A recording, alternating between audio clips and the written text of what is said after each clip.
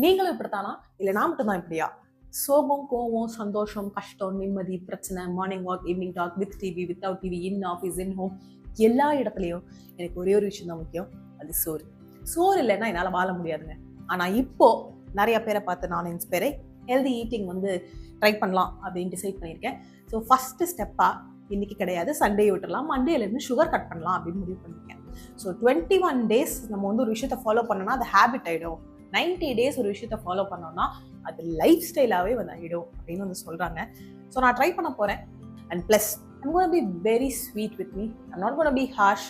ஏன் அப்படின்னா, இவ்வளோ நாள் நான் நல்லா சாப்பிட்டு வாழ்ந்து பொண்ணுங்க, திடீர்னு எல்லாத்தையும் நான் கட் பண்ணுறேன்னு நானே முடிவு பண்ணிட்டு 5 நாள் ஸ்ட்ரிக்ட் ஆகிட்டு இருப்பேன். எஸ் பாஸ், நத்திங் ஈட்டிங் அப்படின்னு 6வது நாள் போய் அந்த 5 நாள் என்ன சாப்பிடலையோ எல்லாத்தையும் சேர்த்து வச்சு சாப்பிடுவேன். எனக்கு தெரியும்.